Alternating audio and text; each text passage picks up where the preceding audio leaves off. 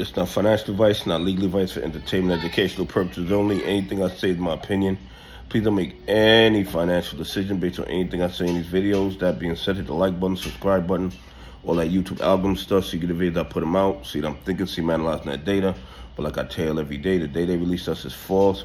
It meant to give us a false narrative of the market so we can make bad trading decisions. Okay, a lot of people have been asking me, what's the next step in the AMC RICO lawsuit against Ken Griffin and Citadel, of course, in the SEC. And here's the thing. There are different options that's available to me, but I am considering writing a letter to the court to explain the decision, because I don't understand how facts that had nothing to do with my lawsuit got into the motion. It makes absolutely no sense to me. It makes absolutely no sense to me, because I never mentioned the GME fiasco of 2021. The buy button fiasco wasn't in my motion. It wasn't in my lawsuit. So how did that become the major focus of the court's decision? It makes absolutely no sense to me whatsoever. I mean, it's absolutely crazy. Absolutely crazy. But that's not the issue. Here is what's the option that's available to me right now. Once you get a decision from the Court of Appeals, there's something called an inbank hearing, which is like a rehearing of the case.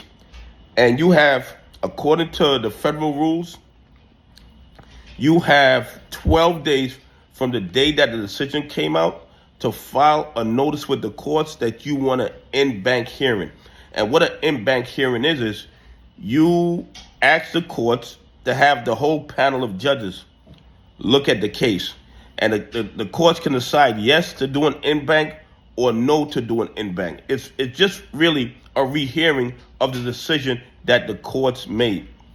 So I have 12 days from the date of the judge's decision to do the in-bank hearing.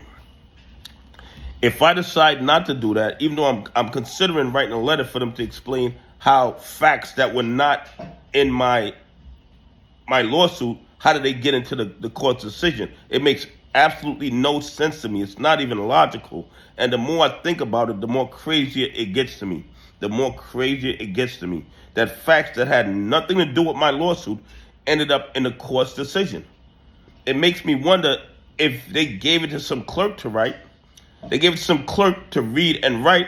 It was a clerk who might have been under the influence of the shills, and the judges just accepted the clerk's interpretation and signed off on it. I mean, it's making no sense to me whatsoever. I don't understand how the GameStop buy button fiasco ended up in my lawsuit when it was not part of my lawsuit. I don't understand how it got in the decision. And really, the more I think about it, the more crazy it gets. And I'm really wondering if they gave my lawsuit to a clerk, and this clerk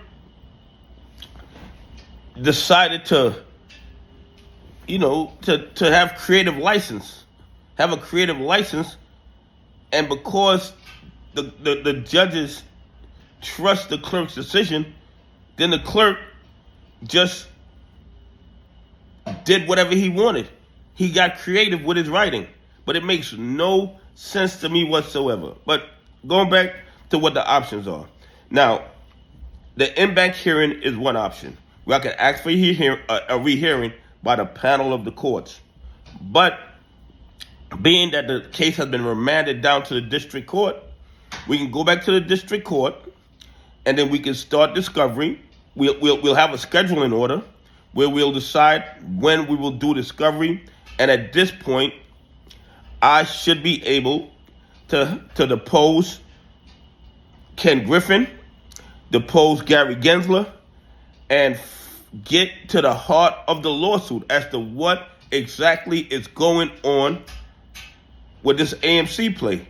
Because I don't understand how they're able to go into the dog pools, do whatever they want, create billions of counterfeit AMC shares every single day with no consequences, and they don't even have to show the blue sheets or the chain of custody of these shares.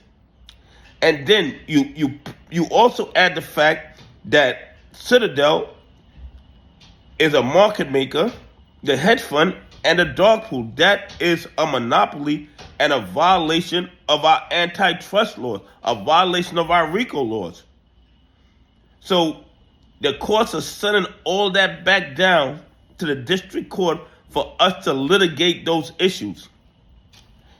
And if I don't decide to do the inbank rehearing, which I'm still on the fence about, I didn't make a final decision, but I'll make a final decision in the next few days.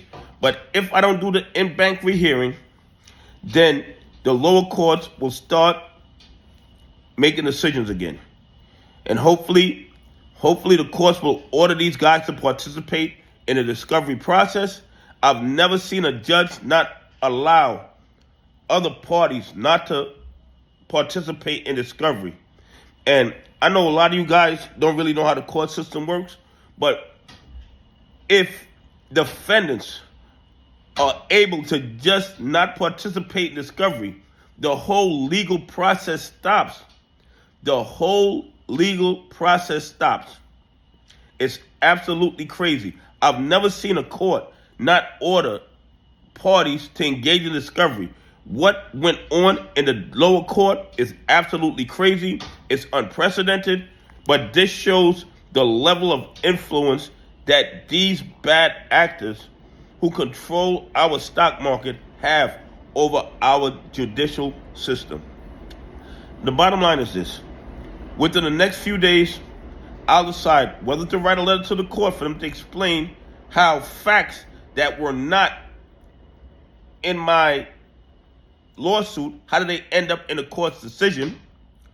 Also, should I do the inbank rehearing or request the inbank rehearing? Because it's not guaranteed. I can request it and the courts can say no. Okay? I can request the inbank rehearing and the courts can say no.